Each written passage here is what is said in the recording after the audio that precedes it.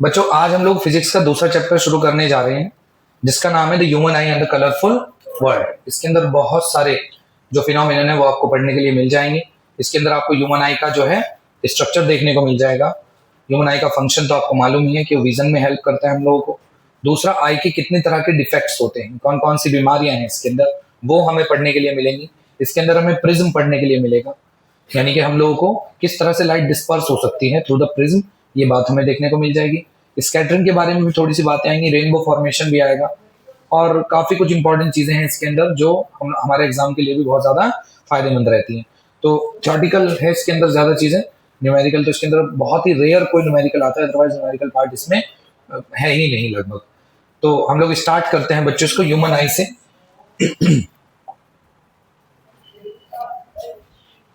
जी, chapter के कितने हिस्सों में चैप्टर को डिवाइड किया गया है ये मैंने पहली स्लाइड में बता दिया आपको।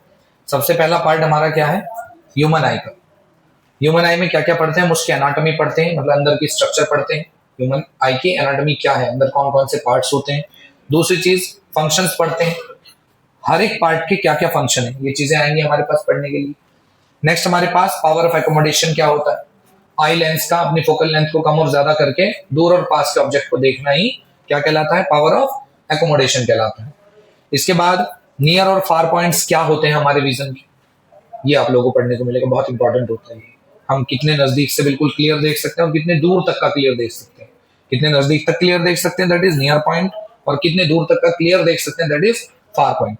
वैसे हमारा नियर पॉइंट 25 सेंटीमीटर और फार पॉइंट इनफाइनाइट होता है। सेकंड पार्ट इस चैप्टर का जो होगा उसमें आपको विजन के डिफेक्ट पढ़ाए जाएंगे, क्या क्या चीजें आएंगी उसके अंदर।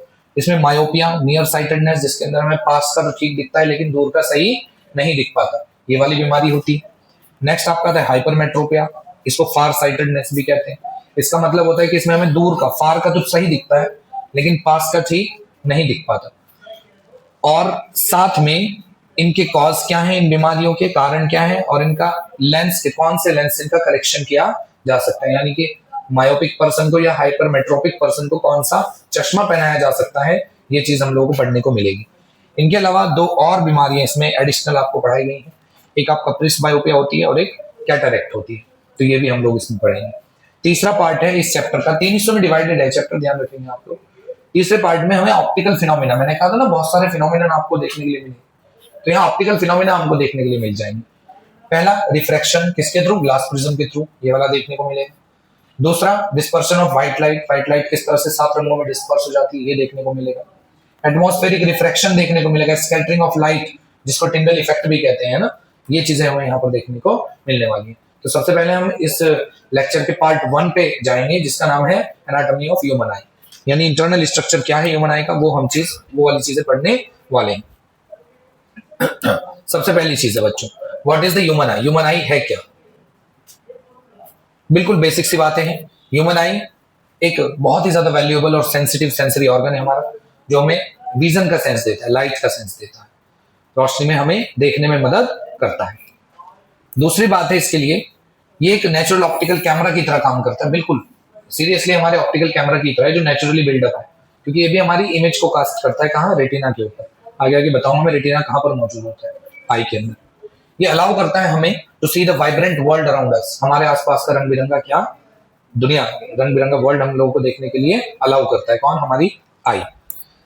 ये फॉर्म करता है रियल और इन्वर्टेड इमेज, रियल इमेज बनाता है और इन्वर्टेड इमेज बनाता है ऑब्जेक्ट्स की लाइट सेंसिटिव स्क्रीन पर, जिसे हम क्या बुलाते हैं, रेटिना, हमारी आंख के ही अंदर मौजूद होती है। नेक्स्ट, आई बॉल जो है किसी भी ह्यूमन आई की, एडल्ट ह्यूमन की, मतलब कि बच्चों की बात नहीं कर रहे हैं, जब पूरा यंग स्टेज में जो बंदा होता है उसकी जो ह्यूमन आई का जो डायमीटर होता है वो कितना होता है, ये भी दिया गया एनसीईआरटी में, दैट इज 2.3 सेंटीमीटर, इतना डायमीटर हमारी आंख का होता है। कुछ इंपॉर्टेंट बातें याद रखनी है आपको इसमें। लाइट एंटर करती है आई के थ्रू, एक पतली सी मेम्ब्रेन होती है बाहरी, उसके थ्रू एक्चुअल में एंटर करके आती है, इस मेम्ब्रेन को हम कॉर्निया कहते हैं। और ये बहुत इंपॉर्टेंट क्वेश्चन भी बन जाता है कि सबसे ज्यादा रिफ्लेक्शन कहाँ से होता है, तो सबसे ज्यादा रिफ्लेक्शन हमारी आंख के अंदर कॉर्निया से ही होता है। मैक्सिमम लाइट को ये ट्रांसपेरेंट लेयर जो होती है कॉर्निया की, यही बेंड कर देती है। क्लियर, चलिए आगे बढ़ते हैं। नेक्स्ट, इन डिटेल पहला पार्ट पढ़ते हैं आंख का। सबसे बाहर की लेयर होती है, ट्रांसपेरेंट लेयर है, नाम है कॉर्निया। फिर ट्रांसपेरेंट बल्जिंग फ्रंट होता है हमारे आई बॉल का, बाहर की तरफ लेयर चढ़ी रहती है, कैसी, एकदम ट्रांसपेरेंट। फंक्शन क्या है, प्रोटेक्टिव विंडो की तरह काम कर रही होती है, रिफ्रेक्ट करती है मोस्ट ऑफ द लाइट जो एंटर कर रही है हमारी आंख के अंदर, उसका ज्यादातर रिफ्रैक्शन किससे होता है, कॉर्निया से। रिफ्रैक्शन में भी क्या होता है, यहाँ पर बेंडिंग होती है लाइट की। एक्चुअल में लाइट रे जो सीधी आ रही है या डाइवर्जिंग मोड पे आ रही है, देखो याद रखेंगे आप लोग एक बात इस चैप्टर के अंदर, कि अगर कहीं फार, कहीं दूर से कोई लाइट रे आ रही है, मैंने पहले बताया था, तो वो आती है हमेशा एक दूसरे के पैरेलल। कैसे आती है, और अगर हमारे किसी नियर बाई पॉइंट को आप देख रहे हो, कहीं नजदीक की चीज को देख रहे हो, तो तब उस कंडीशन में किसी पॉइंट से ना डाइवर्ज होके आती है लाइट रेज हमारी आंख के अंदर। तो हमारी आईज के अंदर ये जिस तरह से भी एंटर करेंगी, मान लो ये हमारी आई है, इसके अंदर जैसे भी एंट्री करेंगी, तो फाइनली इनको मोड़ के कहाँ लेके आना होगा, यहाँ पीछे रेटिना के ऊपर। किसके ऊपर, रेटिना के ऊपर। यहाँ आई लेंस होता है, तो ये किसी भी तरह से मोड़ करके कहाँ लेकर के आनी, इस रेटिना पर। तो कुछ मदद तो बाहर की लेयर कर देती है, जिसका नाम क्या है, कॉर्निया। क्या नाम है, कॉर्निया। मैक्सिमम कुछ मदद क्या, मैक्सिमम मदद यही कर देती है। फाइनली मोड़ के कहाँ लेके आना है इनको, रेटिना पर। इसी तरह से ये लाइट रे, मतलब नजदीक का देखने में तो और ज्यादा डिफिकल्टी होती है। क्यों होती है, क्योंकि डाइवर्जिंग मोड पे लाइट रे आ रही होती है आपके आंख के अंदर, और आपको पता है कि आई के अंदर क्या होगा, आपका आई लेंस होगा। तो किसी भी तरह से डाइवर्जिंग मोड पे आती हुई लाइट रे को क्या करना है, यहां पर लाना है, किसके ऊपर, रेटिना के ऊपर। तो क्या करना होगा, इसको भी बेंडिंग करनी होगी, रिफ्रैक्शन करना होगा लाइट रेस का। तो मैक्सिमम कौन कर देता है, बाहर के ट्रांसपेरेंट लेयर, क्या नाम है इसका, कॉर्निया। तो फाइनली कॉर्निया आपकी बहुत सारी मदद कर रही होती है किस चीज में, रिफ्रैक्ट यानी बेंड करने में, किसको, लाइट रेस को। जब तक वो बेंड होके मिलेगी नहीं कहां पर, रेटिना पर, तब तक क्या नहीं बनेगी, इमेज नहीं बनेगी। दूसरी चीज है आपका, कॉर्निया के जस्ट पीछे की तरफ होती है कौन, आइरिस।